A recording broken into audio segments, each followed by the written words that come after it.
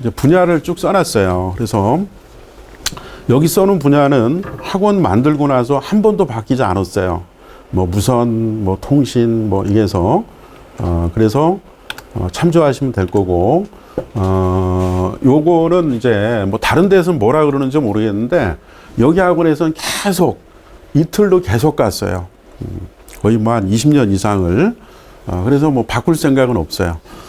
단지 이제 여기 요번에 안 나온 분야가 정보보안은 아예 안 나왔더라고요. 그죠?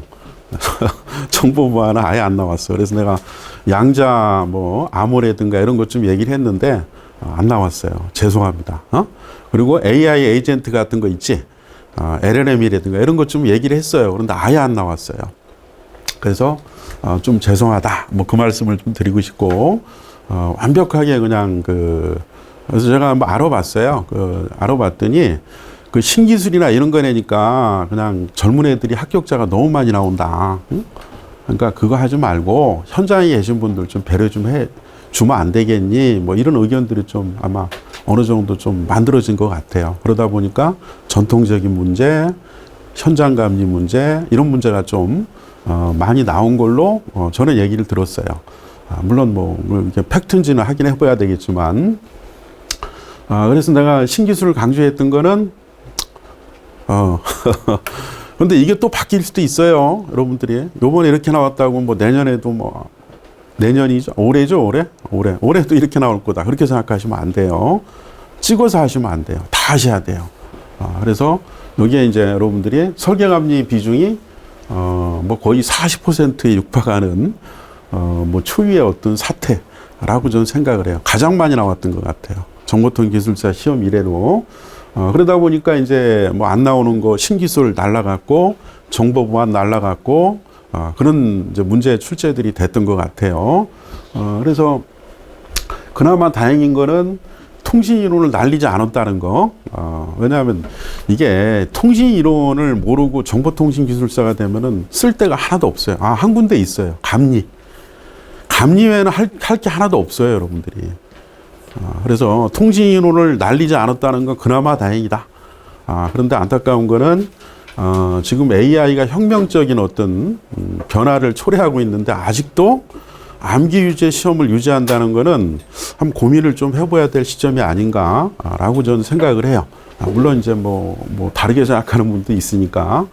그래서 이 비율은 여러분들이 참조하시면 하여튼 설계감리가 그냥 엄청나게 많이 나왔다. 그러다 보니까 정보보안 날라가고 신기술 날라가고 그게 다 설계감리 쪽의 문제로 나왔던 것 같아요. 그래서 비율은 한번 좀 여러분들이 보시면은 이해가 되실 거고, 그러면 7월 시험은 어떻게 갈 거냐? 다 대비하셔야 돼요. 아까 얘기했죠. 설계감리 매주 한 사람 한 문제 제출을 강제할 거고, 낸 사람만 공유시키는 시스템 계속 강력하게 유지할 거고, 그리고 일요일 날 전일 스터디 강력하게 유지하겠다. 그러면 아마 하반기 정도는 좀 복구가 될 거라고 봐요. 그래서 작년은 뭐 그냥 뿌린 대로 거두는 거예요. 제가 열심히 뭐 정치한다고 나가서 뭐 지역 주민 만나고 뭐 학원 신경 안 쓰니까 뭐 바로 나타나잖아요. 그냥. 근데 올해는 뭐 선거도 없고 여러분들 좀 같이 코어해서 결과를 좀 만들었으면 좋겠습니다. 자, 그래서 요 분석은 여러분들이 보시면 되고, 자, 이제 1교시부터 한번 좀 리뷰를 해드릴게요. 자, 자료 다 받았죠? 1교시는 이제 여러분들 통신인원 문제예요. 전통적인. 그래서 이제 채널 용량은 나이키스트 채널 용량과 샤논의 채널 용량이 있죠. 나이키스트 채널 용량은 잡음이 없는 이상적인 환경에서의 채널 용량이고, 샤논의 채널 용량은 AWGN 잡음이 존재하는 채널 용량이다. 그래서 여러분들이 잘 아시는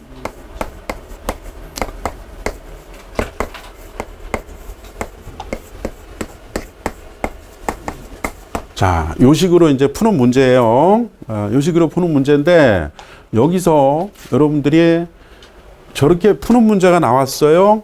그러면 그냥 답만 달랑 쓰고 그렇게 하지 마시고요. 볼륨을 만드세요. 저는 어제 그냥 날 새면서 볼륨을 못 만들었는데 여기다가 뭐 나이키스도 좀 쓰시고 샤론도 쓰시고 뭐 해서 볼륨을 만드세요. 그래서 답안지를 다 채우세요. 여러분들이 14페이지잖아요. 15페이지를 목표로 하세요. 15페이지. 15페이지가 되면 어떤 효과가 있어요? 15페이지가 되면요. 여러분들 시험 보다 보면은 답안지 하나 더 주세요. 이런 분 꼭 있죠. 그 사람은 거의 합격하신다고 보면 돼요. 왜냐하면은 그 사람은 답안지가 2개가 호치케이스로 찍혀가지고 채점이 돼요. 그러면은 채점하는 사람이 야, 이 사람 뭐 이렇게 많이 썼어 하는 선입견을 줄 수 있는 효과가 있다는 거예요. 그래서 이 푸는 문제라 그래서 이렇게 계산만 달랑하고 끝내지 말고 뭐 부연되는 내용들 쓰셔도 아무 상관없어요. 왜? 볼륨을 만들어야 되니까. 그래서 1교시는 내가 권장하는 거 얼마예요? 한 페이지 반. 한 페이지 반이 되면은 몇 페이지가 되죠? 계산하면은 15페이지가 되는 거잖아. 근데 여러분들이 14페이지잖아. 한 페이지 때문에 답안지 2권이 붙어버리는 효과가 나타나는 거예요. 이해되세요? 답안지 2권 내는 애들 뭐 이렇게 보면은 한두 페이지 정도 더 적어놨지 그 이상 적을 수가 없어. 이게 쓰는 속도가 있기 때문에. 그런데 그걸로 인한 파괴력은 굉장히 크다. 그래서 1교시는 15페이지 기준으로 하시고 2교시는 역시 15페이지 기준으로 하세요. 그럼 2교시가 15페이지가 되려면은 뭐 한 문제가 4페이지 정도 되면은 어떻게 돼요? 16페이지 정도 나오죠? 4페이지 쓰겠다. 2교시는 1교시는 한 페이지 반 쓰겠다. 이 목표로 이렇게 쓰시면 돼요. 자, 그래서 요건 이제 뭐 계산 문제인데 저는 이제 뭐 날세면서 그냥 간단하게만 이렇게 써놨어요. 저렇게 하지 말고 살 좀 붙이라는 얘기예요. 자, 그런데 이거를 시험 안 본 사람들은 이렇게 문제 나와도 못 푸는 사람들이 있어요. 이거는 기사 애들도 뭐 이거 눈 감고 푸는 문제들 나요. 그래서 여기에 있는 부분을 이제 30dB라 그랬잖아. 자, dB를 붙인다는 거는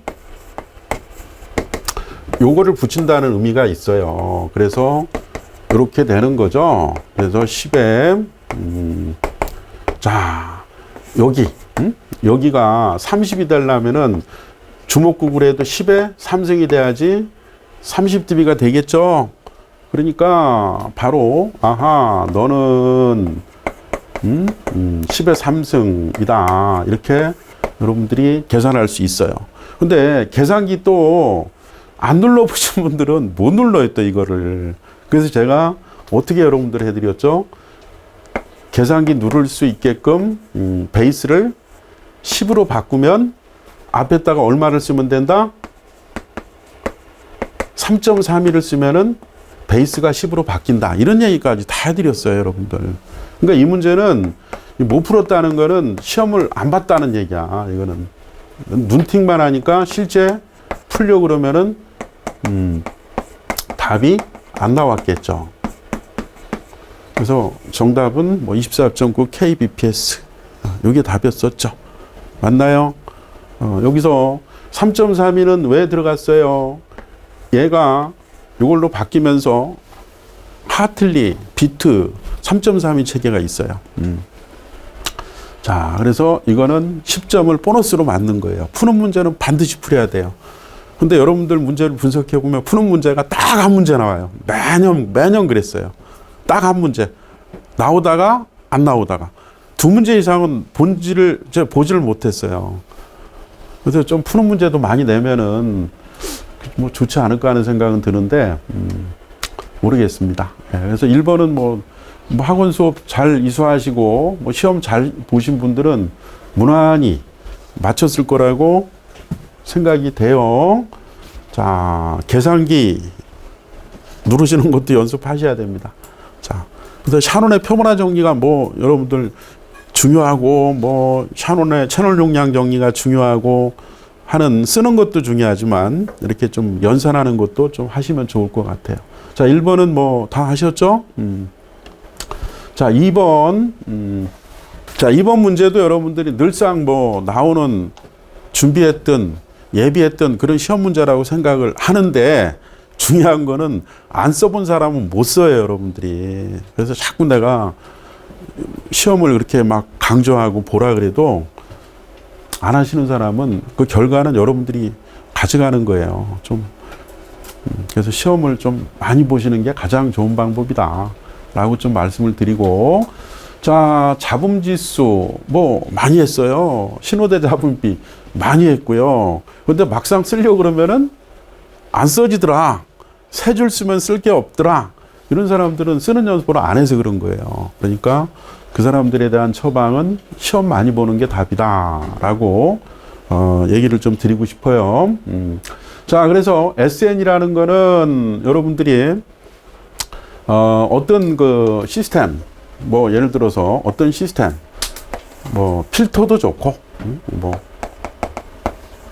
증폭기도 좋고,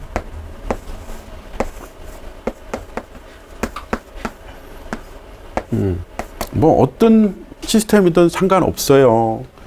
여기 여러분들이 요거에 어떤 성능을 표현하는 파라메타라는 거다.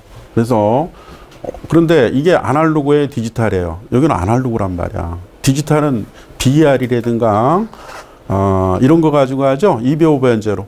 맞아요. 그런데 아날로그는 SN이라든가 뭐 잡음지수 이런 거 가지고 성능 평가를 한다는 겁니다. 그래서 여러분들 제가 교육할 때 맨날 했던 얘기는 대가리 만들고 두 줄 써라. 기억나시죠? 한 줄은 좀 없어 보여요. 여러분들이 두 줄을 쓰세요. 두 마디를 쓰시라고. 한 마디 쓰시면 안 돼요. 한 마디 쓰면은 뭐 어디 하고는 한 마디 쓰라는 얘기를 하는데 채점하는 사람 입장에서는 좀 뭐라 그럴까? 좀 없어 보여요. 답안지가. 그래서 두 마디를 채우세요. 두 마디를 채우세요. 그래서 여기 두 마디 꼭 이렇게 채웠죠? 그 제가 이렇게 답안 만든 거는 두 마디 채웠을 거예요. 거의가. 그리고 뭐 그림, 뭐가 됐든 간에 좀 그림 좀 넣어가지고 좀 입체적으로 보기 좋게. 채점하는 사람이 한 300개 채점하려면 얼마나 피곤하겠어요. 글만 빡빡하게 쓰신 분들은 그거 좋은 점수 못 받으세요. 그냥 입체적으로 보기 좋게. 그리고 누가 그런 얘기 하는데 필체 굉장히 중요합니다. 여러분들 필체 상관없다고 얘기하시는데 전혀 안 그래요. 여러분들 한번 실험해 보세요. 똑같은 내용을 막 이렇게 좀 필체가 안 좋은 사람하고 필체 좋은 사람하고 채점하라 그러면 필체 좋은 사람이 똑같은 내용인데도 점수를 더 줘요. 여러분들. 그러니까 필체 안 좋은 분들은 뭐 유튜브 같은 거 보면은 필체 연습하는 것도 있고 막 그런 게 있으니까 교정하셔야 됩니다. 그래서 아주 뭐 악필 아니면 괜찮은데, 자, 그래서 여기에 이제 두 마디 썼다는 거 이해하시고, 그 다음에 이제 본론이 요구됐던 본론을 넣어놨죠. 그래서 요구했던 본론이 뭐예요? 뭐 관계, 수신 품질 개선 뭐 여러 개를 물어봤는데 이게 1교시 문제란 말이에요. 그러니까 쓸 내용이 엄청 많더라도 1교시 문제니까 먼저 쓰기 전에 어느 정도 구도를 좀 잡고 쓰시는 게 좋다. 1교시는 써보신 분들은 아시겠지만 10문제 다 쓰기가 쉽지가 않을 거예요. 시간이 잘 안 돼요. 그러니까 내가 이렇게 자신 있는 문제가 나왔다 그래서 막 볼륨을 엄청나게 늘렸으면은 다른 문제는 못 쓰세요. 응? 요거는 여러분들 그냥 이해를 위한 강용으로 만들었기 때문에 조금 페이지가 좀 길어졌을 뿐이지 이거 더 줄이셔야 돼요. 응? 자, 그래서 여기에 보면은 그래서 이제 내가 얘기하고 싶은 거는 요구한 사항을 꼭 여기 직시하셔야 돼요. 품질 개선 사항을 요구했으니까 그 내용은 반드시 넣어주셔야 돼요. 요구 사항을 꼭 쓰세요. 그런데 어떤 분 보면은 요구 사항하고는 전혀 상관없는 얘기를 쓰시는 분들은 그 답안지 메꾸는 연습하셨다라고 생각해서 그냥 점수 잘 안 줄 겁니다, 여러분들. 요구 사항 직시하시고, 그리고 1교시는 매준말 안 써도 된다 그랬죠, 그죠? 응? 1교시는 안 써도 되는데 쓴다면 기본적으로 몇 마디 쓰라 그랬어요? 3마디는 써라. 그러니까 기본 공식이에요. 그냥 대가리는 2마디, 그 다음에 매준말은 3마디, 뭐 그림, 도표 집어넣고 이렇게 좀 준비하시면은 잘 좋을 것 같아요. 그래서 여러분들이 뭐 요 내용은 굉장히 많이 나온 그 문제 중에 하나예요. 그래서 여러분들이 이제 준비하시다 보면은 뭐 어떤 분은 뭐 300개가 머릿속에 들어오 계신 분도 계시고 더 많이 하신 분은 막 500개가 들어가 있는 분도 있죠. 그 안에 들어가 있는 문제이기 때문에 이 문제는 뭐 다 풀었을 거예요. 이 문제를 못 풀거나 뭐 그랬다는 거는 뭐 공부를 처음 시작했거나 안 했거나 뭐 그런 거 아니면 다 썼을 거라고 저는 생각을 하고 뭐 강의할 내용도 없어요. 너무 쉬워서. 그래서 신호대 잡음비, 신호전력, 잡음전력의 비죠, 비? 여기, 레시오. 그래서 시그널 투 노이즈 레시오. 줄여서 SNR. 보통 dB로 많이 쓰니까 dB 쓸 때는 여기다가 10의 로그 붙인다는 거 얘기했어요. 그래서 뭐, 여러분들이, 어떻게 돼요? 이게 만약에 1이다. 그러면은 신호전력하고 잡음전력이 똑같은 거잖아. 똑같은 거니까 이거는 통화를 할 수가 없는 거예요. 이해되죠? 내가 얘기하는데 옆에서 깽가리 치고 있으면 뭐 무슨 얘기인지 알아먹지를 못하잖아요. 그죠? 그런데 여러분들이 일반적으로 얘보다 크죠? 보통 일반적인 거는 그러니까 이렇게 되면은 이제 통화할 수 있는 거고요. 이게 만약에 이렇게 되면 이게 뭐가 되는 거죠? 이건 비화가 되는 거예요. 비화. CDMA라든가 이런 거 있죠? 그거는 오히려 더 신호가 깔려버리는 거야. 잡음 레벨 밑으로. 비화가 되죠?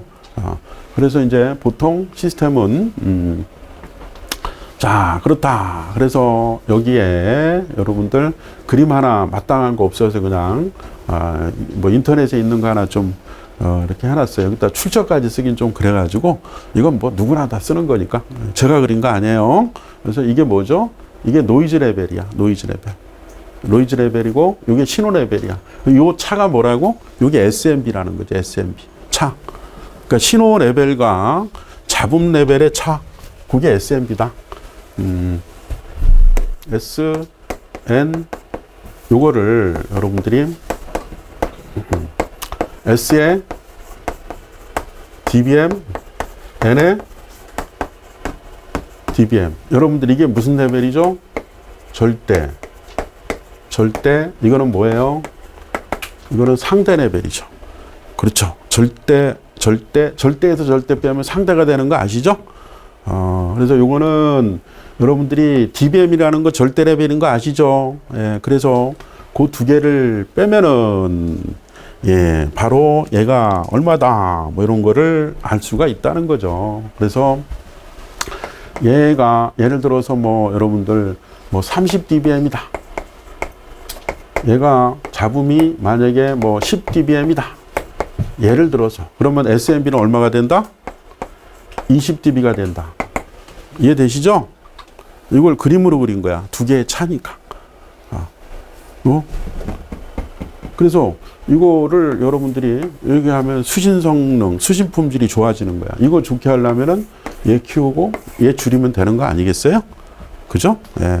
이제 그런 얘기들이 뒤에 조금 있는 거네요. 0dB다. 자, SN이 이제 뭔지는 뭐 쓸 얘기가 너무 많으신데 좀 어느 정도 좀 절제하셔가지고 시간 낭비 하시라는 거. 자, 그 다음에 이제 잡음 지수라고 얘기하는 건 뭐죠? 그 SN이 여기로 들어간 SN, 여기로 들어가는 SN, 요거를 여러분들이 그냥 인풋이라고 씁시다. 여기로 들어가는 SN, 요거를 아웃풋이라고 씁시다. 그러면은, 여러분들이 노이즈 피거는, 자, 나오는 거,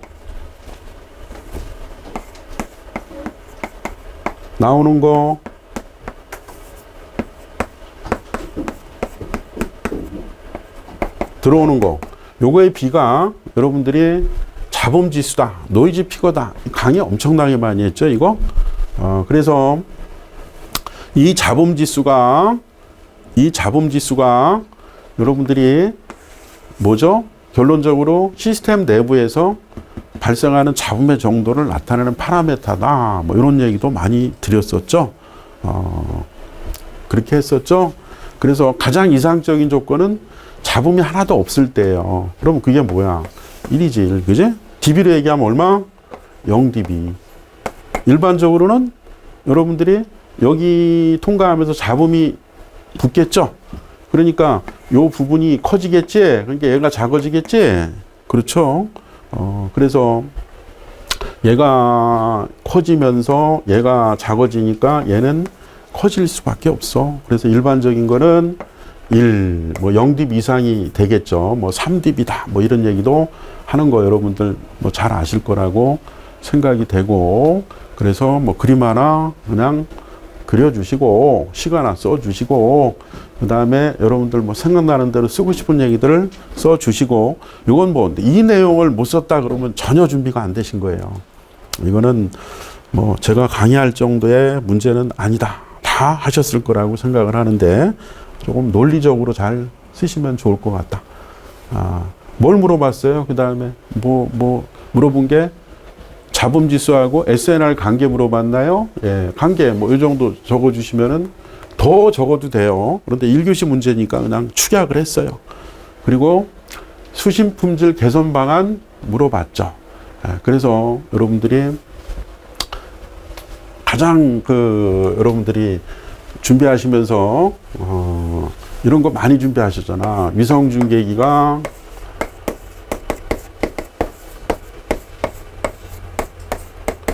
여기서 이제 6기가가 올라가고 여기서 이제 4기가가 내려가죠. 여기가 뭐 했었죠? LNA, HPA, 여기는 컨버터. 자, 이렇게 된 게 위성중계기인데 우리나라에서 무궁화 위성까지 얼마예요? 거리가 4만 킬로미터예요. 4만 킬로미터. 그럼 여기까지 도착한 신호는 엄청나게 작을 거라고요. 그러니까 얘가 없으면 이거는 시스템 동작이 안 돼요. 그래서 여러분들이 요거 위주로 써주시면 되는 거죠. 이거는 뭐죠, 여러분들이? 전체 잡음지수는 초단, 두째 단, 셋째 단, 이렇게 하는 거, 이건 무슨 공식이에요? 이거 프리스 공식이죠? 그래서 이 전체 잡음지수 누가 결정한다? 초단이 결정한다. 그죠? 그러니까 초단이 저잡으면 전체가 저잡음이 된단 말이에요. 맞죠? 이게 가장 중요한 거거든요. 가장 중요한 거를 가장 앞에 쓰셔야 돼요. 여러분들이 책을 읽다 보면 앞에서 복도 있지 뒤에서 복도 있지는 않아요. 그러니까 제일 중요하다고 생각하는 걸 맨 먼저 올려주셔야 돼요. 그래서 이게 가장 중요한 거거든요. 프리스 공식이. 그래서 그거를 난 후에 딱 올려주신 거고요. 두 번째는 이제 요거 해준 거예요. 이게 뭐죠? 이게 안테나죠, 안테나. 안테나 성능. 두 번째는 저게 또 중요한 순서대로 이렇게 써놨다. 이렇게 보시면 돼요. 안테나 성능. 여러분들이 안테나 이득도 시험 나올 거라고 준비 많이 시켰는데 그런 건 안 내더라고. 안테나 이득을 이렇게 쓸 정도면은 그래도 어느 정도 공부를 하셨다는 거예요. 그 쓰기가 쉽지가 않거든요. 응? 자, 여기서 얘기한 이제 안테나의 성능이 한상이다. 이득이 높다는 거는 지향성이 예민하다는 거잖아. 지향성이 예민하면은 원치 않는 애들 거는 수신 안 하거든요. 여기서 지향성이 예민하단 말이야. 지향성이 예민하면은 이 쓸데없는 것들은 수신 안 하겠다는 거거든요. 그러면 당연히 좋아질 수밖에 없죠. 시승 품질이. 자, 그래서 두 번째는 그런 거고요. 그 다음에 세 번째는 필터링이다. 여러분들 내가 여기 그리지는 않았지만 여기 필터 같은 거 들어가는 거 아세요? 응? 여기 필터 들어가는 거 아시죠, 여러분들이? 이게 BPF 같은 거 쓰잖아. 그러니까 이거를 여러분들이 그냥 무대뽀로 외우시지 마시고 그냥 이미지를 하나 딱 떠올리세요. 저는 그냥 위성 중계기 하나 띄워놨으니까 이거 가지고 그냥 계속 주구장창 끌고 나가면 되는 거예요. 이게 다 연결고리가 있는 거예요. 그래서 여러분들 필터링 대역 복제 안 한다. 그런 얘기고. 그 다음에 이제 세 개는 조금 그렇지 않아요? 여러분들이? 세 개는 조금 없어 보이니까 4개 정도로 메꿔주시고. 그래서 요거 여러분들이 아까 얘기했죠? 요 잡음을 좀 이렇게 차폐시키는 거. 그러면 당연히 커지겠죠. 잡음이 이렇게 되면은 얘는 커지는 거 아니야. 맞아요. 그래서 여기 4개는 이렇게 써놓으면은 채점하는 사람이 점수를 잘 줬을 거라고 생각해요. 이게 뭐죠? 이게 논리적으로 쓰는 거예요. 그러니까 중구난방으로 쓰시지 말라는 얘기예요. 막 이거 썼다 저거 썼다 그러면은 이게 도대체 뭐 이게 그게 그 어떤 흐름 자체가 좀 있어야 된다는 거야. 답안에 대해서. 그 흐름을 만들려고 그러면은 이렇게 먼저 이미지를 하나 딱 생각해서 얘가 어떻고 필터는 어떻고 이런 거에 대해서 좀 어느 정도 체계를 잡아주셔야 돼요. 그냥 막 쓰시면 안 됩니다, 여러분들. 그래서 자꾸 내가 시험 좀 보시라 그러는 거예요. 시험 보면은 그걸 체크해 줄 수 있어요. 여러분들이. 그 체크가 수업 듣는 것보다 더 중요해요, 여러분들이. 물론 이제 초보야. 수업을 드려야죠. 뭐가 뭔지 모르니까. 근데 어느 정도 학원 다니셨다 그러면은 시험 보는 게 훨씬 나아요. 훨씬 낫고 자기가 부족한 것만 좀 이렇게 땜빵하면서 이렇게 나가는 게 그 합격 기간 짧게 해줄 수 있다. 이렇게 좀 생각을 합니다. 그래서 이 문제는 뭐 너무 그냥 쉬워가지고 다 쓰셨는데 중요한 거는 논리적으로 어떻게 기술할 거냐. 그거가 좀 포매팅 아닌가 하는 얘기고 다시 얘기합니다. 여기 맺은 말은 쓰려면은 3마디 이상 쓰시고 안 쓰려면 쓰지 마세요. 1교시는. 그리고 뭐 도표? 내가 못 만들었어요. 제가 아까 얘기했죠. 날 샜다고 그냥. 도표 만들 시간까지 도저히 없더라고요. 근데 도표 하나 만들면 좋아요. 그럼 어떤 도표 만들 거냐? 아까 얘기했어요. 여기하고 제일 연관성이 높은 거. 뭐 되게 많아요. 여러분들 어차피 이걸로 했다면 계속 이걸로 가볼까요? 자, 여러분들 이거 자본온도 가지고 성능 표시하는 거 아시는 분들은 공부하신 분들은 알아요. 이거는 자본지수 가지고 해주는 거죠. 그러면 표 만들으라 그러면 얘하고 얘 비교하는 거야. 하나는 뭐 자본지수, 하나는 뭐 자본온도. 이해되세요? 그래서 논리적으로 이렇게 하라는 얘기를 좀 여러분들 느끼셔야 돼요. 그냥 막 쓴다고 그냥 되는 게 아니라 이렇게 답안지를 읽어보면은 내공이 느껴지는 그런 답안지가 고득점을 할 수밖에 없어요. 저야 늘상 강의를 하니까 그냥 당연하게 생각하는데 처음 하시는 분들은 그게 잘 안 된단 말이야. 근데 그걸 할 수 있는 방법은 시험 보는 수밖에 없어요. 공짜는 절대 없습니다. 쓰는 연습 많이 하세요. 자, 도표. 뭐하고 뭐 만들어요? 자본온도, 자본지수. 오케이? 그런 거 하나 만들면 뭔가 있어 보인단 말이야. 근데 이건 내가 지금 그거 만들 시간은 도저히 없었어요. 예, 그래서, 자, 이거는 다 쓰셨죠? 이건 다 하셨을 건데, 8점을 맞출 거냐, 6점이 맞을 거냐, 5점 맞을 거냐, 그 점수의 문제예요. 그리고 1교시는 아무리 잘 써도 8점 이상을 기대하지 마세요. 아예 만점이 8점이다 라고 생각하시고 준비하세요. 그래서 여러분들이 학교 가시는 분들 평균이 다 어디에 몰려 있어요? 60점, 5점, 60점 다 거기에 몰려 있는 이유가 그래서 그런 거예요. 10점 만점에 10점을 받을 수 있는 건 푸는 문제에는 없어요. 아무리 이렇게 해도 10점을 받을 수가 없어요. 그러니까 1교시 만점은 8점이다. 이렇게 생각하고 하세요. 2교시 만점 몇 점이죠, 그럼? 얘기했잖아요. 20점이라고. 25점 아니라니까. 25점 받은 사람이 없을 거예요. 그러니까 2교시는 20점, 1교시는 8점. 여기에 머릿속에다 두고 8점에 근접하게 답안을 논리적으로 기술해가는 연습을 하시면은, 좋은 결과 있을 거라고 생각하고, 자, 그러면은 넘어가도 되죠? 이건 너무 쉬워서. 자, 요 문제 여러분들이 자, 봅시다. 그림 하나 그려야 되는데 내가 무슨 얘기를 그림 그리는 게 제일 중요하다 그랬잖아요. 어떤 그림을 선택할 건가 그게 답안지의 품질을 결정한다 라고 말씀을 좀 드릴게요. 그래서 이 문제하고 잘 좀 이렇게 매치가 되는 그림이라고 제가 생각이 되는 거는 그냥 제가 생각하기에 그런 거예요. 저거다. 라고 해서 저 그림을 넣어놨어요. 그래서 그림은 저거를 넣어놨다. 그리고 여러분들이 여기에 보면은 자, 신호 감쇄가 뭔지는 알 거 아니에요. 그런데 여기 지금 딱 들어있는 게 아까 거하고 좀 포매팅이 달라져 있는 거 보이세요?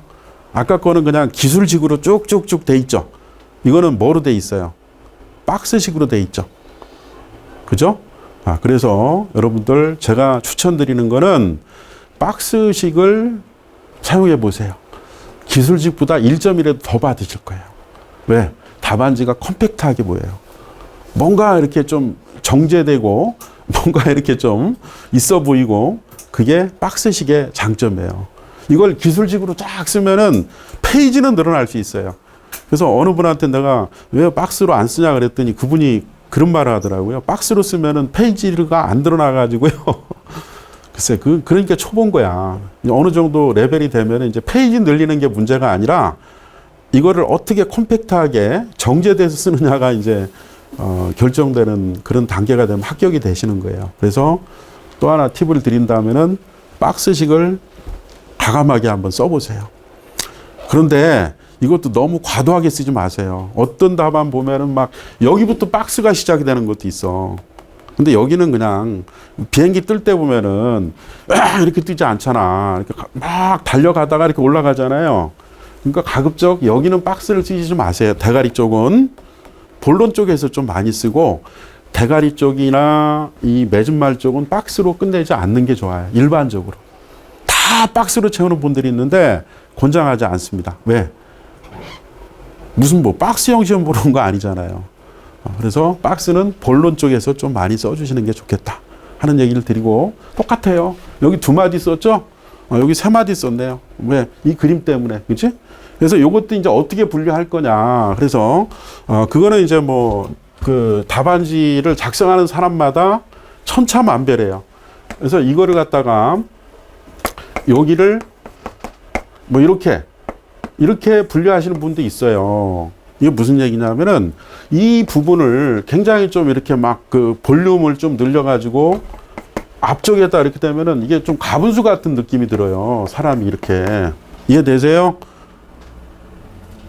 그래서 저는 뭐 그게 나쁘다, 뭐 좋다, 뭐 자기 취향이니까 뭐라 그럴 수는 없는데 저는 그냥 사람 이렇게 생겼잖아요. 그냥 응? 이렇게 이게 사람이잖아요. 이건 아니잖아. 그래서 앞에 너무 많은 부분을 던지는 거는 뭐 그다지 그렇게 좀 좋지는 않은 것 같다라고 좀 생각이 들고 그건 여러분들이 결정하시면 돼요. 그래서 이 그림도 있잖아요. 막 이 구성도 해가지고 막 넣고 막 이런 것도 좋은데 여러분들 시간 한 배를 좀 고민하시고 뭐 그런 거 하면은 그냥 심플한 게 제일 좋아요. 나중에 보면은 그냥. 응?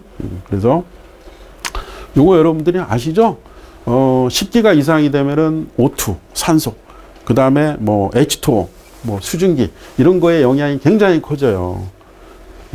그리고 1기가 밑에 쪽에는 우주잡음, 그 다음에 여기 전리층 일종 감쇄죠? 전리층 뚫고 나갈 때 받는 감쇄가 일종이죠. 예, 그런 거를 여기 다 그려놨어요. 그래서 요 내용이 여기에 좀 녹아나게 적어주시면은 되는 거다. 그래서 여기서 중요한 거는 여러분들이 요 거리 영향이라든가 장애물 영향을 좀 언급해 주는 게 좋아요. 이 문제에서는. 그러니까 요거를 빼버리고 그냥 바로 그냥 이것만 이렇게 쓰지 말고 여러분들이 이게 자유공간 손실이 굉장히 펀더멘탈 아니에요? 이게 가장 펀더멘탈이라고 생각되지 않으세요? 이해되세요? 4만 킬로미터까지 가는데 다른 거 하나도 장애 없다 그래서 손실이 안 생길까요? 아니에요. 여러분들 얘는 라디에이션이 돼서 이렇게 가기 때문에 면적이 자꾸 넓어지면은 이게 희밋해진단 말이야. 그래서 가장 중요한 거를 대가리에 딱 올려주세요. 응? 이해되시죠? 아까 얘기했잖아. 중요한 거 대가리 올리라고. 그래서 이게 제일 중요하다. 이걸 올리세요. 응? 근데 이거를 빼시는 분들이 많아요. 이거 들어가야 돼요. 이게 이름이 뭐야? 손실 아니야, 손실? 손실이 감쇄잖아. 그죠? 네. 그 다음에 이제 섀도잉이라고 얘기하는 거. 여러분들이 뭐가 이렇게 좀 막고 있으면 또 손실 생기잖아. 그리고 이제 여기서 얘기했던 뭐 대기의 뭐 흡수 감쇄, 굴절률의 영향. 자, 여기도 여러분들이 내가 권장하고 싶은 건 뭐냐면은 여러분들이 쓸 수 있는 내용으로 준비하세요. 여기에 막 무슨 학술지에 나와 있는 내용 절대 쓰지 마세요. 외워지지도 않아요. 쓸 수도 없어요. 그럼 뭐하러 그거 하세요? 낭비하는 거라고. 이해되세요? 여러분들이 학회지나 뭐 논문지나 있는 거 막 이 내용 쓰시지 말란 말이에요. 그거 외워지지도 않고 쓸 수도 없어요, 실제. 그거 쓰려고 그러면 준비 엄청 하셔야 돼요. 그냥 여기는 여러분들이 이해하는 언어, 이해하는 코드로 쓰시는 게 중요한 거예요. 메꾸는 게 중요한 거예요. 여기에 막 디테일을 막 넣어가지고 글쎄 뭐 그렇게 권장 안 드릴게요. 응? 쓸 수 있는 내용으로 쓰세요.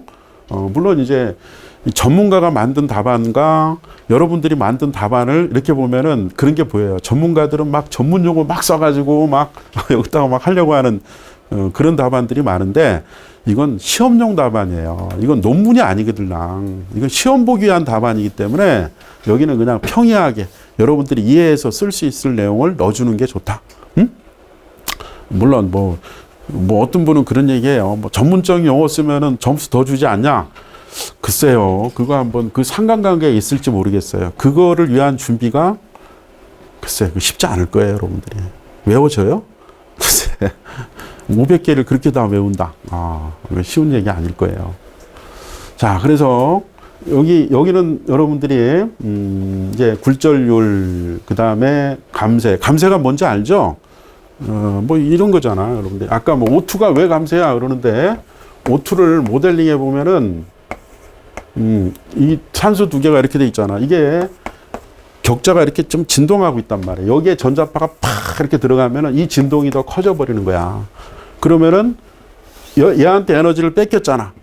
뺏겼으니까 얘는 에너지가 줄겠지. 그런 감쇄가 되는 거지. 이해돼요?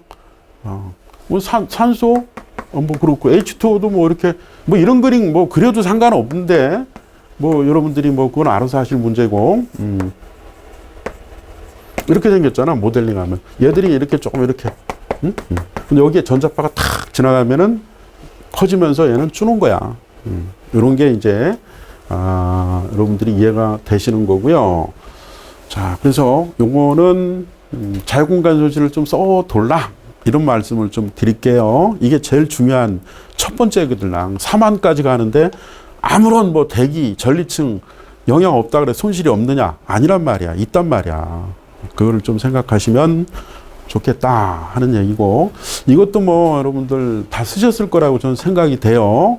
단지 이제 그 내용 면에서 얼마나 좀 함축적으로 썼느냐의 문제지 전파의 창 모르는 분 없잖아요. 그죠? 예, 그래서 그 내용으로 기술해 주시면 되는 거다 하는 얘기고, 그 다음에 이제 여기도 여러분들 여기도 그냥 제가 이제 우리 기술사님이 보낸 답안을 그냥 여러분들이 이해할 수 있는 코드로 바꿨어요. 이거를. 여기 이거 읽어보면은 좀 내용이 패러데이 회전이 뭐고 신틀레이션이 뭐고 이렇게 읽어보면 바로 들어오지 않아요? 그래서 내가 학원에서 대학원에서 뭐 자기학 같은 거 뭐 초구주파를 강의했기 때문에 학생들이 뭘 어려워한다는 걸 알아요. 그래서 여기는 이렇게 썼는데도 이해가 안 된다. 그러면은 좀 더 공부하셔야 돼요. 이건 여러분들 초보자가 읽어서 알 수 있도록 이렇게 써줬어요. 여기에 뭐 전문적인 막 그런 내용 써봐야, 물론 그쪽을 전공하시고 뭐 그런 분들이야 당연한데 그냥 시험용으로 하는 거는 그냥 보편타당하게 쉽게 쓸 수 있도록 준비하시면 되겠다. 그래서 패러데이 전이 좀 생소하잖아. 그 전파가 전리층 통과하면서 지구 자기장에서 평강면 회전으로 이내 수신 안테나 편파 특성과 맞지 않아서 신호 세기가 감소한다. 여러분들이 편파가 뭐가 있어요? 원편파도 있죠. 또 뭐도 있어요? 타운 편파도 있죠. 응? 그래서 여기를 더 쓸 수 있어요.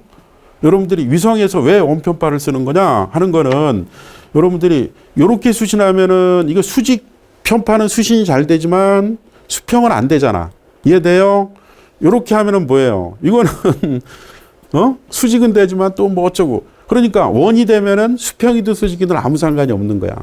근데 문제는 뭐예요? 이 전리층 뚫고 나가면서 얘가 그냥 타운 편파가 된다는 거야. 타운 편파. 타운 편파가 되니까 이런 현상이 일어난다는 뭐 그런 얘기다 하는 거고요.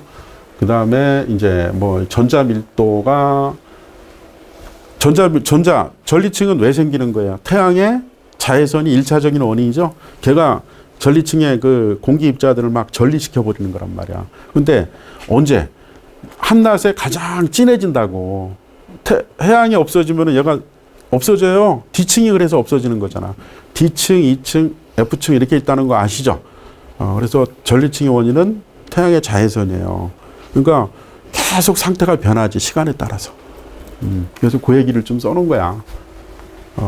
통과하면서 뭐 진폭, 위상, 불규칙하게 변해서 신호가 약해지거나 끊기는 현상이 발생한다. 이렇게 하면은 좀 여러분들이 이해할 수 있는 코드로 좀 썼다고 생각을 해요. 요것도 이해가 안 된다. 그거는 조금 공부를 하시면 좋겠고. 그 다음에 이제 매준말을 쓰려면 3마디 쓰라 그랬어요. 1마디, 2마디, 3마디 썼고, 여기에 이제 여러분들 뭐 좀 자신 있는 내용이 있다면은 최근 동향이라든가 이런 걸 쓱 한번 밀어 넣어 보세요. 그러면 효과가 좀 있을 거예요. 여기 쓰는 방법은 앞에서 썼던 내용을 요약해서 써도 상관이 없고요. 이해되세요? 최근 동향 같은 걸 쓰셔도 좋고요. 뭐 문제점이 됐든 뭐 개선 방향이 됐든 뭐 내가 현장 경험을 해보니까 뭐 그거 쓰시면 되는 거야. 답이 없어요, 여러분들이. 그래서 이렇게 딱 쓰면은 채점하는 친구가 이 친구는 뭐 지금 위성 통신에 대한 동향도 지금 파악하고 있는구나. ACM도 알고 그러면 점수 더 주지 않을까요? 더 줄 것 같아. 열심히 했으니까.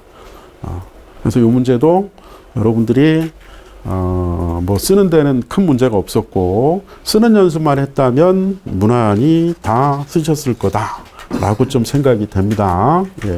자, 쉬운 것 좀 넘어갈게요. 자, 그래서 이제 요거는 학원에서 대비를 못 해드렸어요. 제가 강의할 때는 이걸 얘기를 못 했어요. 솔직하게 얘기를 할 건 해야 되니까. 몰라요. 뭐 멘토반에서는 했다 그러니까 아마 멘토반 수강하신 분들은 뭐 수업을 했다 그러니까 아마. 근데 제가 이제 심화 뭐 정규는 이걸 안 다뤘어요. 그런데 문제는 뭐냐면은 아까 얘기했죠. 안 다뤘지만 소설을 쓸 수 있어야 돼요. 그래서 요거는 이제 답안이 이제 멘토 전문가님한테 답안 온 거를 내가 딱 보고 이게 뭐 분량이 막 한 4페이지 정도 막 되더라고요. 근데 그거 그래서 다 날리고 그냥 1교시 답안에 맞게 다시 정리를 해놨어요. 그러니까 이제 굉장히 레벨이 높아지면은 당연히 이제 거기에 여러분들이 그 뭐라 그래야 되나요? 이렇게 적응이 돼서 그런 답안을 쓸 수밖에 없어요. 그런데 여러분들 시험 보는 분들은 그렇지 않잖아요. 눈높이로 가져야지 맞다고 봐요. 응? 그래서 요 답안은 일단 얘기하고 싶은 거는 그림 하나 들어갔다는 거, 그리고 표 하나 집어넣었다는 거 이해되시죠? 그림, 표, 그 다음에 대가리는 2마디 썼다는 거, 뭐 그게 먼저 봐주시고, 그래서 매준말을 쓰려면은 3마디 써라. 그래서 써놨고, 그러면은 나중에 여러분들이 이 문제가 또 나온다. 그러면은 여러분들은 뭘 준비하셔야 되냐면요. 자, 요 표를 별도로 관리하세요. 표. 엑셀로 하시든 뭐로 하든 표하고 그림 이 2개만 챙기셔야 돼요. 다 가져가려면 어려워요. 그리고 나머지 내용은 마인드맵으로. 그래서 내가 다음 주부터죠. 다음 주부터 강의하는 거는 다 마인드맵으로 만들어 드리려고 그래요. 그래서 뭐 제가 시간이 엄청 많아서 그런 게 아니라 요새 뭐 AI 툴이 좋은 게 너무 많아요. 막 저도 놀랄 정도로. 아까 제가 한 10개 쓴다 그랬잖아요. 그 중에 마인드맵 만들어주는 애들도 있어요. 그러니까 편해요, 그냥. 그러니까 옛날 막 몇 사람이 하던 거를 얘가 다 해주는 거야. 그래서 뭐 30만 원이 아깝지 않을 정도로. 자, 그래서 이게 이제 여러분들이 이더넷, 링, 프로텍션, 스위칭이다. 버전 1, 버전 2 그러면은 자, 여기에 써 있는 내용이 이게 가장 내가 이렇게 표가 중요하다고 하는 이유를 요 문제를 여러분들이 보시면은 바로 느낄 수 있어요. 표가 머릿속에 딱 장착이 되면은 나머지는 그냥 써져요. 자, 표 여러분들 보세요. 그림 보시고 그림에 약간 좀 전문적인 내용이 들어가는 게 뭐냐면은 여기 뭐 RPL 이런 게 조금 들어가서 그 내용을 조금 써준 것밖에 없어. RPL이 뭔지 그런 얘기. 그래서 크게 세 가지로 나눠준다는 거죠. 오너 포드가 있고 네이버드 포드가 있고 그 다음에 이제 일반 포트라고 번역을 할까요? 이 세 가지 포트가 있어. 그리고 얘는 오너야. 오너. 빨간색 점 찍힌 거 보여요? 얘는 네이버. 나머지 이런 것들은 그냥 일반적인 그런 포트다. 링이 뭔지는 아시죠, 여러분들? 그래서 자, 버전 1은 처음에 나온 게 버전 1이잖아. 그러니까 적용 토플리지 보면은 핵심은 뭐죠? 단일 링이야. 버전 단일 링. 그런데 버전 2는 뭐죠? 단일 링은 당연하고 다중 링, 중첩 링. 자, 여러분들이 이게 핵심이죠. 그러니까 버전 1하고 버전 2하고 가장 핵심적인 거는 단일 링, 다중 링. 이것만 알으면은 여러분들이 조금 어려운 내용도 이해할 수 있어. 뭐가 있을까요? 서브 링에서의 R, APS, 프로토콜 데이터 유닛, 전송 무드라고 되어 있는 거 있어요? 요거 있어요? 응? 이런 거 딱 쓰면은 있어 보여요, 답안지가. 그냥 여기 보세요. 토플리지 변경, 미지원 지원, 스톤포트 차단, 미지원 지원 이렇게 쓰는 것도 의미가 있지만 이렇게 뭔가 이렇게 좀 있어 보이는 내용을 하나 쓱 집어넣는 것도 득점하는 데 유리하다. 이게 뭔 얘기인지 여러분들 이해가 돼요. 자, 뭐라고 써놨어? 여러분들 버전 1은 단일 링, 링이 뭔지는 아실 거고 토플리지는 망의 구성 형태를 얘기하는 거야. 스타, 링, 버스, 트리 이런 거 있었잖아. 기초에서. 자, 버전 1은 단일 링 토플리지만 지원하기 때문에 서브링 개념이 존재하지 않아서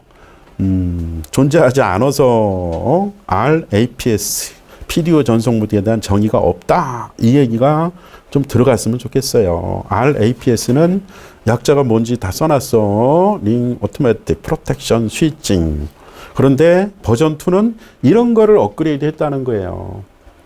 이런 걸 업그레이드 했다. 이런 얘기고, 그래서 그게 좀 이해가 되셔야 된다. 그리고 장애, 복구, 성능, 안정성, 이런 거는, 여러분들 거기 보면 50ms라는 게 눈에 들어와요? 예, 50ms는 여러분들이 인지하지 못하는 시간이에요. 그래서, 그러니까 장애가 생겨도 여러분들이 인지 못하게 하려고는 50ms 이내로 해주면 되는 거야. 그래서 안정성.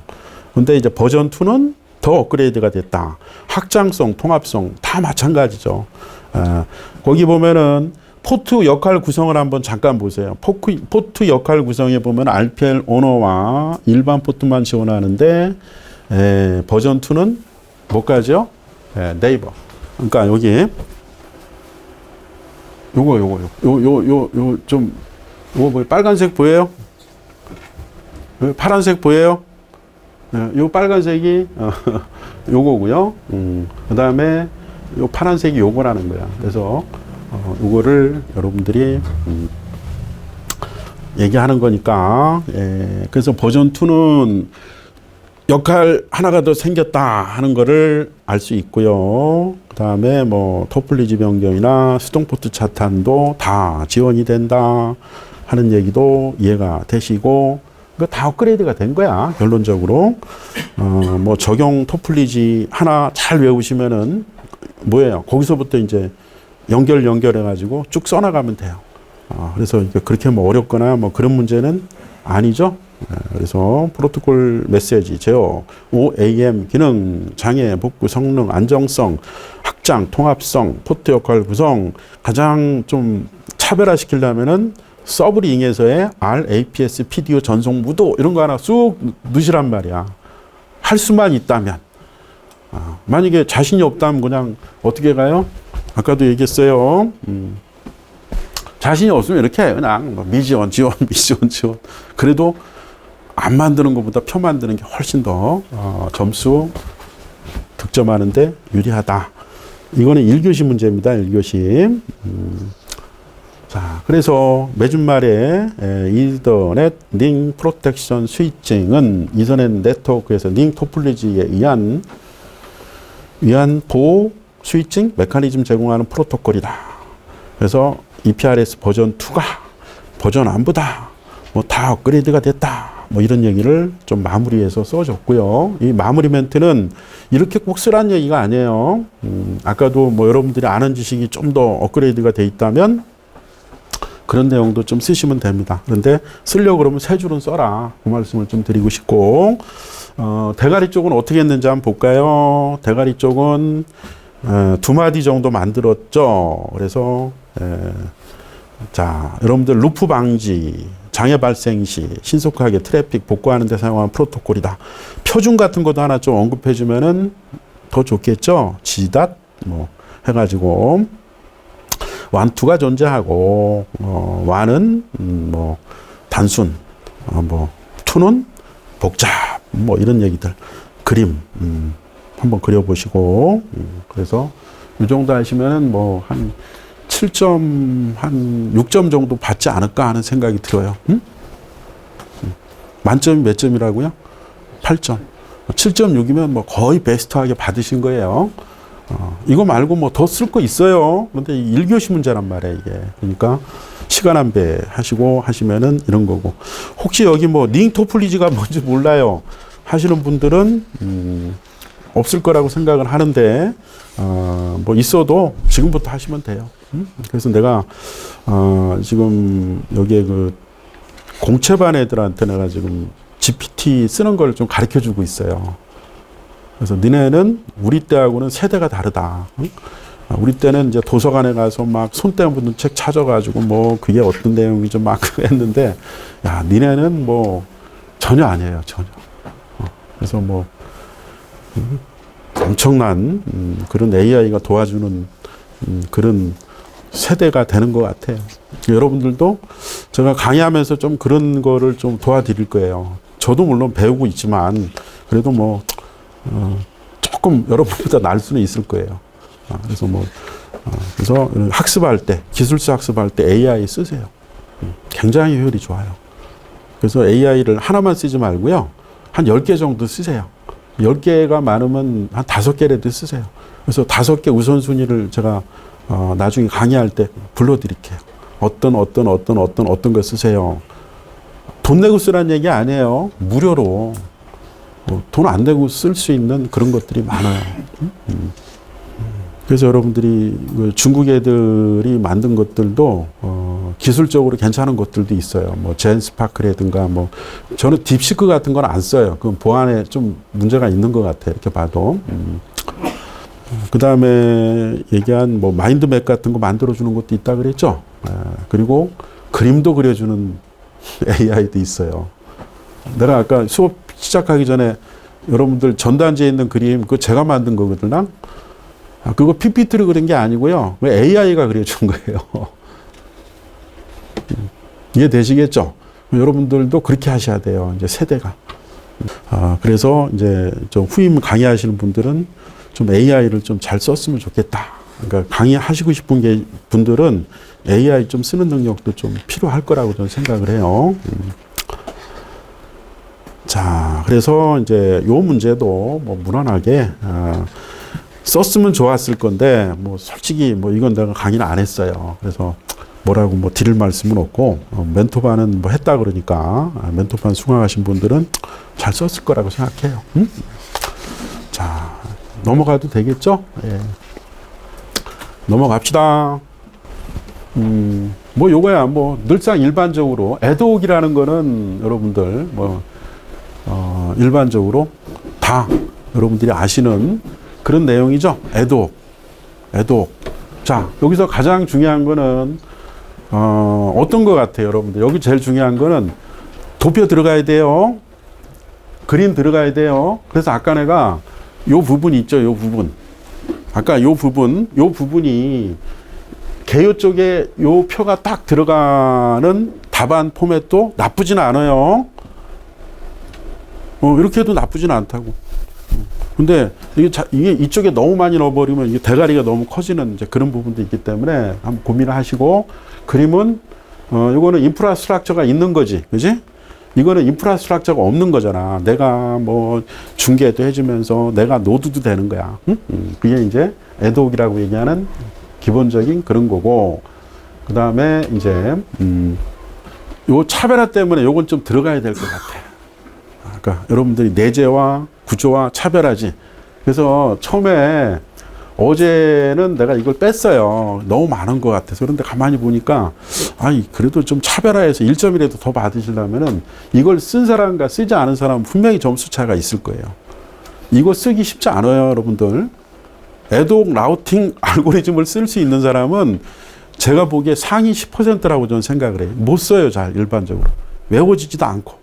그래서 여기 있는 거는 여러분들이 외울 수 있게끔 차 띄고 포 띄고 다 띈 거야. 뭐 데이터 링크 쪽 날려버리고 뭐 그냥 핵심만 요거는 외우셔야 돼요. 이게 또 시험 문제 나온다.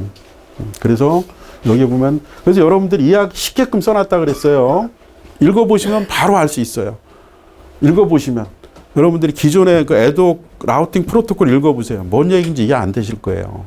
근데 여기는 이해가 되실 겁니다. 요 정도는 차별화 때문에 좀 하셔야 될 것 같아. 자, 그래서 프로액티브 라우팅 프로토콜 뭐라고 돼 있어? 모든 노드에 대해 주기적으로 라우팅 테이블 갱신 브로드캐스트에서 최신 경로 정보 유지하지만 이게 좋은 거잖아. 그런데 이게 네트워크 규모가 커지면은 이 오버헤드가 너무 증가한다는 문제점이 있다는 거고, 종류는 뭐 한 2개 정도만, 이 2개가 넘어요 실제는. 좀 정리하시면 되고, 그 다음 리액티브 또는 온 디맨드라고 얘기하는 라우팅 프로토콜은 경로 요청 시에만, 위에 거하고 밑에 거는 차이가 뭐예요? 위에 거는 주기적인 거죠, 밑에 거는 뭐죠? 요청할 때만. 그러니까 오버헤드가 상당히 줄겠죠. 그런데 얘는 경로 탐색 시에 초기 지연이 발생할 수 있다는 문제가 있다. 2개 정도만, AODB, DSR. 그 다음에 이게 서로 일장일단 있으니까 이거를 하이브리드한 그런 방식. 그게 뭐죠? GRP 같은 거. 요 정도만 하시면 이건 부담 안 될 거라고 생각해요. 그래서 라우팅은 그 정도만 하시고, 비교, 여기서 이제 비교는 이제 기존하고 요거 했어요. 여기가 지금 되게 많죠? 되게 많은데, 표 만들 때, 요거는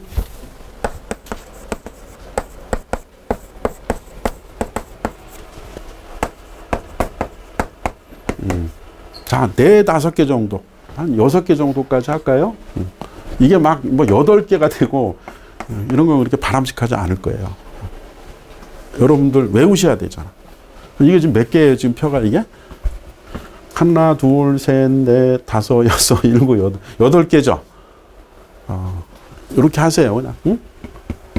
여기서 날리세요. 핵심 아닌 거라고 생각되는 거. 그러면 한 4-5개 줄 겁니다. 요건 차별화 때문에 집어넣은 거고. 그래서 이제 애드옥이 뭔지는 뭐 여러분들 다 아실 거고요. 그래서 이제 요거를 줄이려면은, 요거는 이제, 제가 날리면서 막 이렇게 막 하다 보니까 더 날릴 수도 있었어요. 어디를 날리면 좋을까요? 얘가 특징으로 들어가 있잖아. 그지? 얘가 특징으로 들어가 있으면 요건 날려도 될 것 같은데, 어떻게 생각하세요? 응? 아니, 특징이 장단점 아닌가? 유사하잖아. 그럼 날리세요. 이거 제가 이게 한 4페이지인가로 왔어. 그래서 그냥 날리다 보니까 날린다고 날린 건데도 아직 좀 안 날라간 게 있네. 그래서 특징이 있으면은 장단점 안 써도 돼. 그냥 같은 비슷한 의미니까. 그래서 지금 여기까지 이렇게 갔잖아요. 여기까지 가면 이게 여러분들 페이지가 3페이지 정도 될 거나 아마 이거 써보면은 이해되세요? 날리셔야 돼. 그래서 이제 여러분들이 뭐 초보는 뭐예요? 쓸 게 없는 거, 쓸 게 없어요. 이거 초보고 합격 레벨이 되면은 뭐를 날려야 될 건가 고민하시면 이제 합격 레벨이 됐다라고 여러분들 생각하시면은 될 것 같습니다. 도표 만들었다. 도표 신경 쓰시고, 요거는 차별화 때문에 넣은 거니까 요구한 건 아니잖아요. 그죠? 그냥 써라. 애도오기 먼저 써라. 근데 뭐 꼭 이게 들어가야 되는 거냐? 아니에요. 들어가는 게 1점이라도 더 받을 수 있다. 이렇게 얘기 드리고, 요 애도옥은 여러분들이 쓰는 연습만 했다면은 뭐 잘 했을 것 같아요. 자, 여기 박스 치니까 어때요? 좀 박스 안 친 거보다 여러분들이 생각하기에 좀 있어 보이지 않아요? 그러잖아요. 사람이 있어 보여야 된다고. 이렇게 딱 봤을 때 이게 이제 인물값 한다 그러잖아. 이 답안지도 똑같아요. 좀 있어 보여야 돼. 어떻게 됐든 간에. 응? 그래서 아까 박스는 좀 해둘라고 얘기 드렸죠? 예, 그렇게 좀 해주시면 되겠고. 제가 이게 다 뭐 미주알 고주알 얘기를 해야 되는데, 그 우리 또 멘토방 강사님이 내 다음에 또 강의를 하셔야 돼요. 그래서 내가 좀 주구장창 막 이렇게 얘기하기가 좀 그렇고. 자, 요거 여러분들이 이제 평강무도 분산이다. 요것도 뭐 한 3페이지 막 이렇게 왔어요. 그래서 제가 다 날려버리고 그냥 날린다고 날렸는데도 아직도 좀 많은 것 같아요.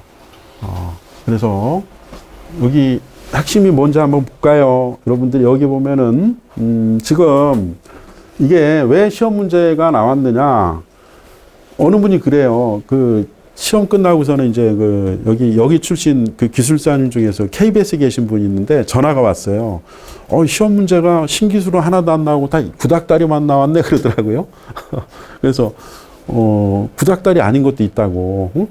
이거 구닥다리라고 생각하는데 이거 구닥다리 아니에요, 여러분들이. 광 쪽을 잘 보시면은 PMD를 구닥다리다. 여러분들이 보통 그 분산 그러면은 뭐 색분산이 뭐 이런 거 하셨잖아요, 주로. 이건 잘 안 하셨잖아.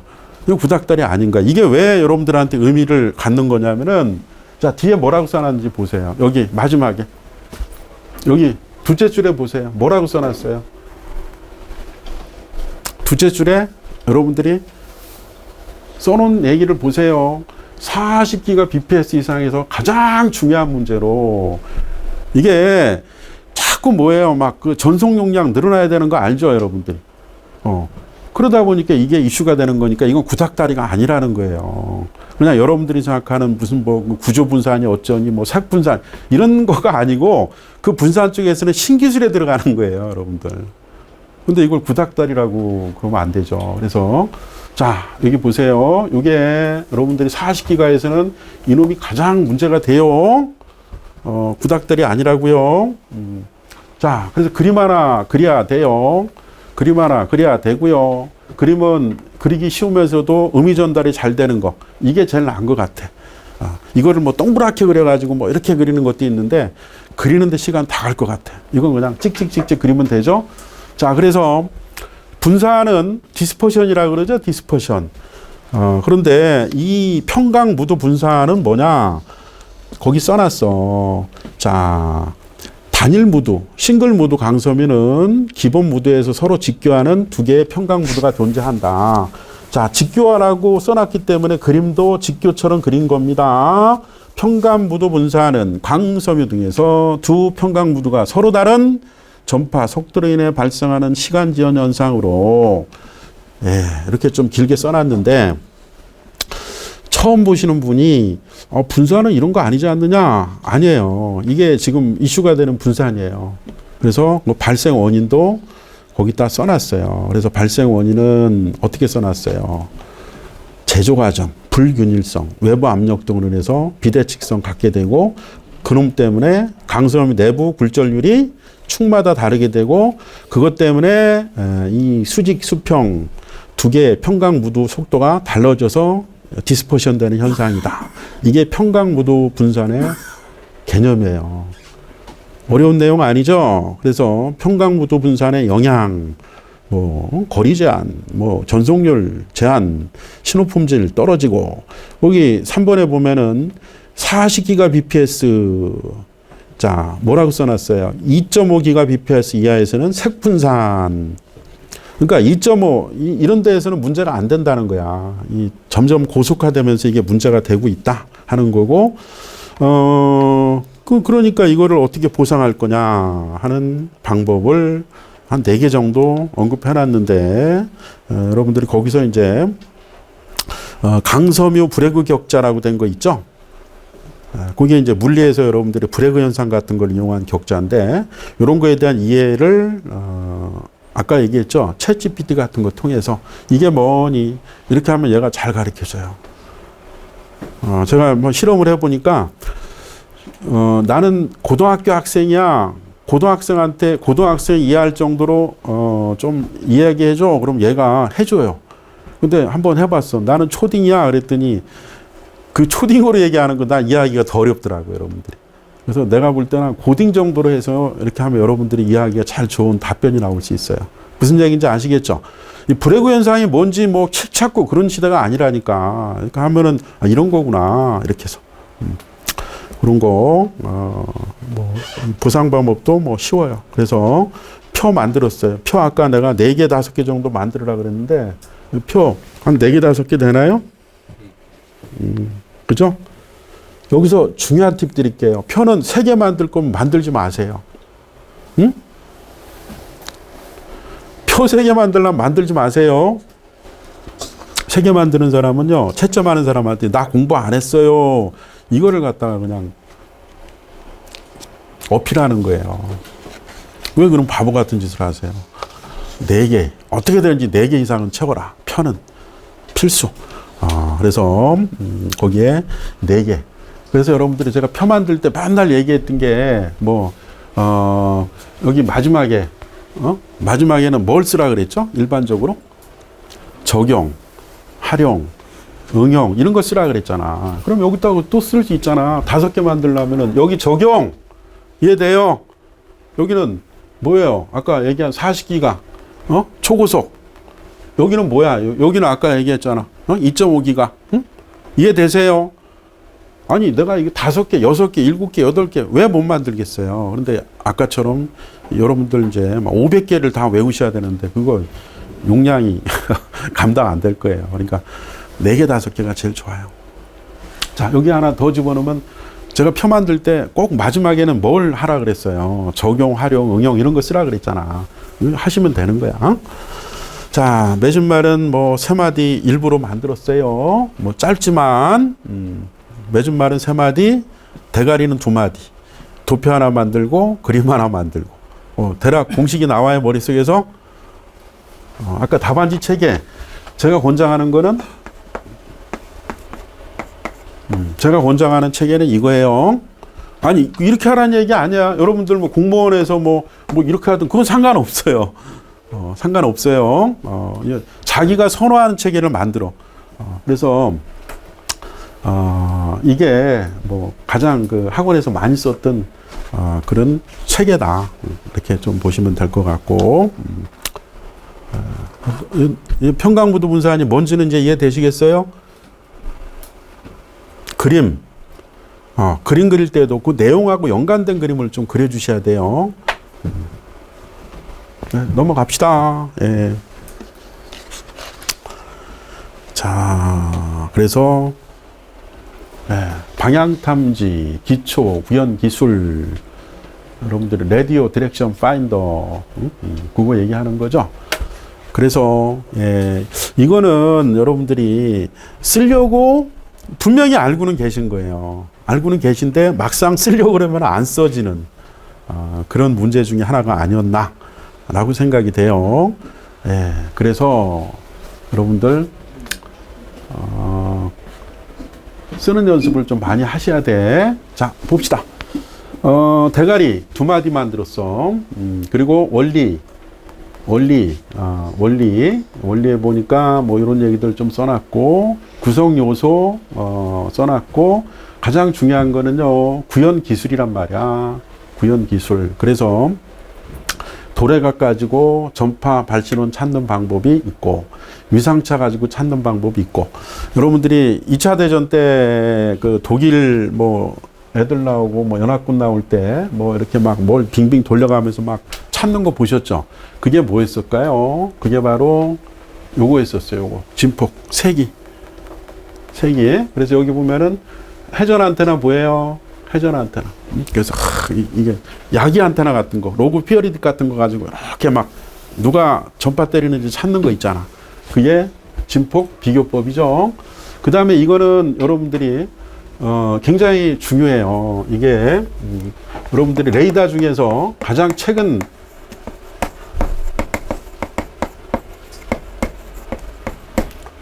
여러분들이 레이더 중에서요, 도플러 시프트 레이더라는 거 있어요. 얘는 도플러 현상이 어떤 건지 알죠? FT 프라마이너스 란다 V의 코사인 세타. 자, 그래서 이놈의 이동 속도라든가 이놈의 방향이라든가 이런 걸 다 잡을 수 있어요. 다 탐지할 수 있다고. 이 문제하고 연관한다면. 그래서 뭐라고 써놨습니까? 항공기 선박 기반 이동 방향 탐지 방식, 움직이는 플랫폼 높은 효과 보이며 속도 방향, 여기 속도와 방향을 동시에 분석 가능하다, 이런 얘기를 그래서 써놓은 거니까 저게 뭔 얘기야 그렇게 생각하지 마세요. 응? 도플러 효과 기반 방법이 이해가 되세요? 나머지 뭐 진폭의 색이 비교하는 거, 뭐 영화에서 맨날 나오던 게 그거였었고, 그 다음에 도래각이야 뭐 여러분들 그림 그려놨으니까 아 저게 도래각이구나 하는 거 바로 알 수 있는 거고, 그 다음에 위상차 하는 것도 있고. 그래서 요게 핵심이었었어. 요 문제는 구현 기술 요게. 근데 이게 안 써보면 이거 못 쓴다고요 여러분들 실제적으로. 자, 그래서 이 문제도 여러분들 한번 좀 잘 해보시고요. 네. 핵심은 이해되시겠어요? 이게 조금 어려웠을 거야. 요거 하나만 좀 제가 드리고 나머지야 뭐 다 일반적인 얘기고. 그리고 마지막에 매진말로 끝내지 않았고요. 최신 기술 동향이다. 한번 이렇게 넣어봤어요. 여기를 그냥 뭐 제품에서 맨날 매진말이야 그냥. 응? 근데 이렇게 끝내도 아무 상관없어요. 여기 뭐 최신 기술 동향. 요새 맨날 얘기 나오는 게 뭐죠? 인공지능, 그죠? 그 다음에 요새 뭐 소형화, 이해되세요? 그 다음에 다중주파수, 광대역 전파 탐지다. 여러분들 요거 보시면은 요새 뭐 이지스함이라든가 막 이런 것들을 간혹 이렇게 데이터 보면은 막 이게 타겟팅 할 수 있는 게 막 100개다, 뭐 500개다, 막 이런 거 아세요? 그런 얘기 여기다 써주셔도 돼요. 여러분들 그쪽 분야에 근무하신다면은 꼭 이렇게 할 필요는 없고, 그렇지 않다면 그냥 일반적인 얘기 쓰시면 되고. 자, 그래서 내가 어디 성남공항에서 저 방산 전시회 한번 갔었어요. 가서 한번 하나 담당자인 것 같은데, 그래서 물어봤어요. 그랬더니 이 타겟팅 몇 개까지 되냐 그랬더니 대비입니다 그러더라고요. 글쎄 그게 뭐 대비도 아니지 뭐 그건 뭐. 사용 주파수 댁은 어디예요? 그런데 대비입니다 그러더라고요. 이 자식 모르는구나. 자, 그래서 이것도 구닥다리는 아닌 거예요. 여러분들이 다 좀 이해하시고. 자, 요 문제도 한번 볼까요? 자, 그림 한번 보세요. 여러분들. 자, 이거 그림 이거 그리는 거 쉬울까? 글쎄요. 저는 쉽지 않을 것 같아. 그럼 차라리 이거 하나 그리고 마세요. 응? 그림 됐어요? 요게 여러분들 이게 뭔데요? 이게 뭐예요? 여러분들이 자, 우리가 삼상 알죠? 삼상. 송배전 할 때 삼상으로 들어오죠? 그러니까 동그란 땡 3개 있는 거야. 하나, 둘, 셋. 됐어요?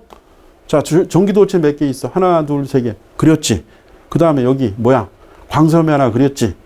그 다음에 어렵지 않죠, 이제?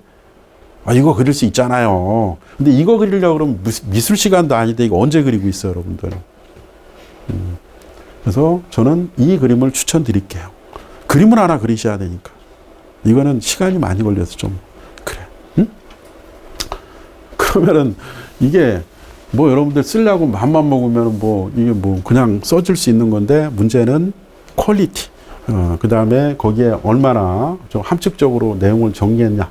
요거가 핵심인데, 그 중에 하나가 요거예요. 요거 그리는 거야. 이거 그리는 거예요. 다시 합시다. 이거 삼상. 됐어요? 요게 이제 광 같이 쓰는 거네. 그래서 요 정도 그림 하나 잘 그려주시고, 나머지 편은 뭘 만들었을까요? 자, 여러분들이 이렇게 보면은 어때요? 답안지가 이렇게 좀 박스를 만들으니까 좀 컴팩트하게 보이지 않아요? 응? 그냥 기술하는 것보다 이게 좀 있어 보이지 않냐고요. 그래서 자꾸 박스형을 추천드리는 겁니다. 추천드리고 표도 몇 개 만들었어. 하나, 둘, 셋, 넷, 5개. 그지? 부담 없죠? 이 정도면은. 그러면 뭐 광전 케이블, 이건 뭐야? 오타네. 광전 케이블이라면서. 그럼 기존 케이블하고 비교하면 되는 거 아니야. 그지? 그리고 서로 있잖아. 이게 서로 틀렸다 그래도 아무 상관없어요. 주관식에서는. 주관식에서는. 내가 주관적으로 만드는 건데, 뭐, 좀 틀렸다 그래서 뭐 감점, 글쎄요. 뭐 그런 거 신경 쓰지 마시고, 표를 만든다 하는 것만 좀 신경을 써 주시고, 광전이죠, 광전.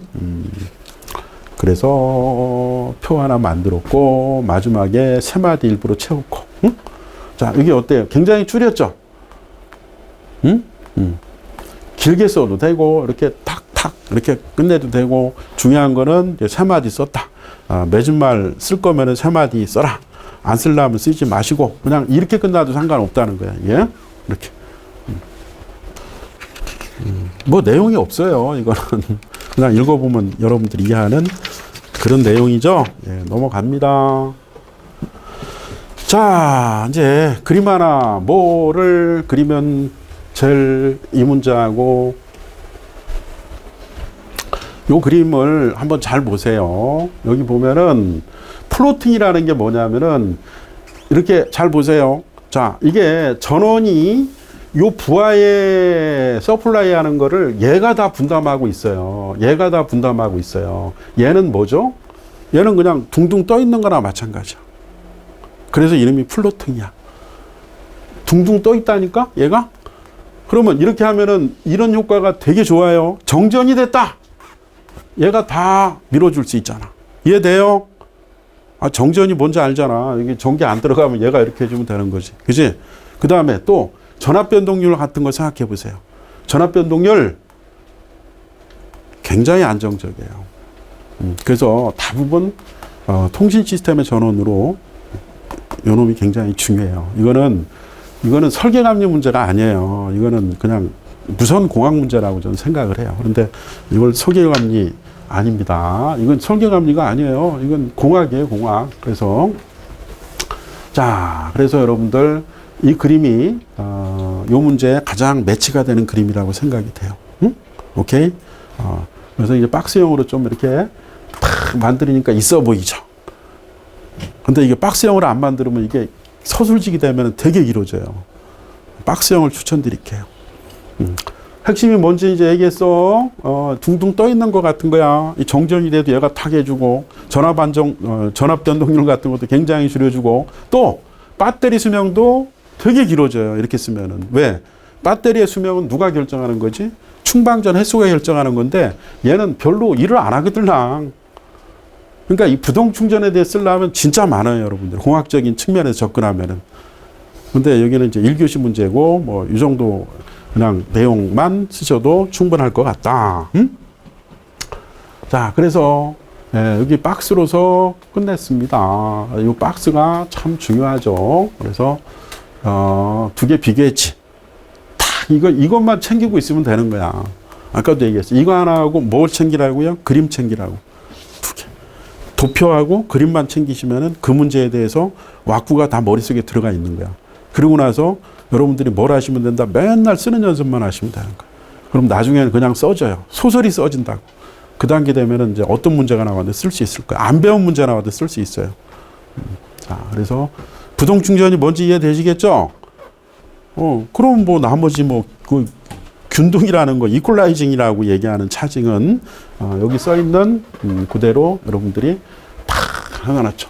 그래서 우리가 얘기했던 요 마지막은 적용으로 끝나라고 내가 늘상 얘기했는데 뭐 요 정도 이렇게 쓰면 어떨까?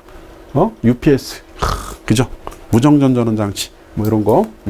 그리고 장점 단점을 이렇게 쓰셔도 되고 아니면은 여기에 있는 내용을 요 테마로 해서 쓰는 것도 얘기했었죠. 표 만드는 테크닉은 뭐 수업하면서 많이 얘기를 드렸던 거니까 꼭 이대로 만들 필요는 없다는 거고. 그래서 자, 표를 만들어 주시고 자, 다시 한번 강조하면은 박스 신경 좀 써 주셔야 됩니다. 뭐 공학적인 거. 자, 요것도 뭐 그림 하나는 그리셔야 될 거 아니야. 그지? 그러니까 무조건 그림은 하나 있어야 된다. 이렇게 생각하시고 문제 작성하시면 되고. 이거 그리세요. 이거 뭐. 이 문제 가장 핵심이 뭐라고요? 이거예요, 이거. 요거 챙기는 거예요. 요걸 챙기는 거라고. 자, 요걸 챙기고 어떻게 쓴다? 요걸 쭉쭉쭉쭉쭉 쓰면은 요게 써져요. 쭉쭉쭉쭉 쓰면 이것도 써져요. 이거 3페이지까지 쓸 수 있어요. 요거 하나만 챙기면은 요거 한 페이지, 요거 한 페이지. 표가 왜 중요한지 아시겠어요? 이건 외워져요, 여러분들이. 표는 외워진다. 그래서 이제 내가 이제 요원 뭐 강의하면은 이제 약속을 드리는 거는 마인드맵 만들어 드릴 거예요. 외울 수 있도록 여러분들 표 뭐 늘상 만들었으니까 뭐 여러분들이 이제 만드는 방법만 익히시면 되는 거고 뭐 이건 내가 강의할 내용이 있나요? 이건 강제야. 이거는 임의고, 그지? 그럼 뭐 이거 쫙쫙 내려가는 거야 뭐 응? 자동이지 뭐. 응? 넘어가죠? 예. 자, 여기에 정보통신공사, 분리발주, 개념, 필요성, 예조항. 이거 여러분들이 그 문제 만들어서 공유했던 문제 중에 나왔었어요. 이거 보내신 분이 있었거든. 그래서 요번 학기에도 강력하게 1인 1주 1제 설계감리만. 그래서 그 카페 읽어보니까는 뭐 설계감리 시간이 너무 좀 작지 않냐. 이렇게 좀 의견들이 있는 부분에 대해서는 고민을 하고 있고요. 근데 설계감리는 별로 그렇게 강의한다는 자체가 좀 과목 특성 자체가 좀 저는 애매하다고 생각해요. 현장 경험을 전수해 준다 하는 건 의미가 있는데 그 내용은 그냥 GPT가 훨씬 똑똑하게 잘 답변해 줘요. 그래서 그 부분 한번 더 고민해 볼게요. 시간 늘리는 거는.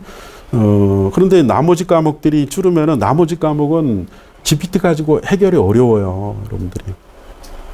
아까 얘기했어요. 지구상에 있는 문서를 GPT는 다 읽었다. 걔보다 똑똑할 수 없다. 그러니까 아마 변호사도 아마 뭐 좋은 시절 끝날 것 같고 의사도 좋은 시절 끝날 것 같아요. 그래서 이제 여러분들 시험 체계도 뭔가 좀 변화가 요구되는 시점이 아닌가 하는 생각을 하는데 이 문제는 여러분들이 작성하셨던 문제에서 나왔던 거예요. 뭐 제가 설계감리는 강의 안 했기 때문에 그냥 저는 지도만 한 거고 요 답안 작성은 요 정도 하시면 잘 하신 거라고 생각이 되죠. 여러분들이 봐도 대가리 2마디 만들었고 박스 만들었고 이건 아마 이거 출제하신 기술사님이 아마 무슨 뭐 비즈니스를 좀 하시는 분이 아닌가 하는 생각이 좀 들어요. 통신도 먹고 살아야 되잖아요. 그러니까 분리발주, 필요성, 안 해도 되는 거. 안 해도 되는 거 뭐야? 뭐 긴급, 소규모, 뭐 일체형, 뭐 특수 이런 거 그냥 이게 뭐 강의가 될 게 있나요? 저는 그래서 이제 설계감리 강의가 그냥 국어책 있는 강의가 될 수밖에 없어요. 뭐 이거 다 읽어보면 뻔한 건데 뭐 이거 이해가 안 돼. 그 이해가 안 되는 용어 나오면은 그 GPT에서 뭐니 이렇게 물어보면 다 답변해 주는데. 그래서 여기 전문성 확보, 효율적 관리, 책임 소재, 명확함, 품질 보장, 규정, 준수. 오케이? 이해 안 되는 용어 있어요? 없잖아요. 그런데 이거 무슨 강의를 해요, 이거를. 저는 그렇게 생각을 해요. 그런데 이제, 그래서 설계감리가 조금 늘어났어. 늘어났는데 더 늘리는 거는 고민을 해볼게요. 여러분들한테 도움이 된다면 뭐 해야죠. 넘어갈게요. 예. 맺은말 3마디 정도 썼어요. 거기에 이제 관련 문제점하고 개선 방향 같은 거는 여러분들이 나중에 이제 면접 시험 볼 때 있잖아요. 이런 거 잘 물어볼 거예요. 뭐 기술사로서의 뭐 소양이 돼 있네, 만에 뭐 그래서 물어본다 그러는데 한번 잘 보세요. 자, 넘어갈게요. 예, 넘어가면은 역시 이것도 설계감리 문제죠. 자, 여러분들 이 문제를 이제 제가 문제를 봐도 보니까 막 법조항을 잔뜩 보냈어요. 그냥 뭐 무슨 뭐 해갖고 글쎄 여러분들이 쓸 수 있을까요? 안 된다고 여러분들이 그냥 쓸 수 있는 답안을 만들어야 된다고. 그래서 이건 제가 만들었어요. 나 설계감독 강의 안 했거든요. 근데 GPT 있으니까 그냥 근데 이제 처음 답안을 딱 받아보니까 진짜 머리 되게 아프더라고요. 막 그냥 뭐 이 법조항에 있는 거 있잖아 그대로 왔어. 여러분들 못 쓴다고. 쓸 수 있는 답안으로 만드시고 표도 하나 만들었고 그래서 요구했던 거 이렇게 해서 심플하게 하면은 뭐 하자담보가 뭔지는 아시잖아요. 그죠? 그러면 이제 남은 거 뭐야? 여러분들이 외우는 거지. 그래서 이게 참 설계감리는 강의가 조금 애매해요. 좀. 그래서 보시고. 자, 이제 마지막 문제도 역시 뭐라고 돼 있어요. 요것도 여러분들이 과제 중에서 나왔던 문제예요. 그러니까 과제에서 나왔던 문제가 내가 쉬어보니까 5개는 되더라고. 5개. 과제 잘하신 분은 아마 잘 썼을 거라고 봐요. 통신실 면적 해서 이거 하신 분들이 있었어. 2분인가 제가 가지고 있는 그 데이터 보니까. 자, 그래서 이제 관련 법령이 뭐고, 뭐 면적 확보 기준이 어떻게 되고, 근데 이제 문제는 뭐예요? 이거 외우는 게 문제잖아. 이거 어떻게 외울 거냐. 그게 문제지, 강의하는 게 문제는 아닐 것 같다 하는 생각이 들고, 여기서 좀 추천드린다면은 저는 시간이 없어서 아직 정리를 못 했는데, 여기를 뭐로 하는 게 좋다? 아까 얘기했어. 뭐로? 박스로 좀 해라고, 박스로. 다 이게 지금 시간이 좀 딸려서 못했어요. 그래서 박스로서 만드시면은 제일 좋은 이미지를 줄 수 있다. 이렇게 좀 생각이 돼요. 예, 그래요. 그래서 이제, 뭐, 제가 뭐 짧은 시간 내에 뭐 드릴 수 있는 거는 전달 드렸고, 수고했습니다.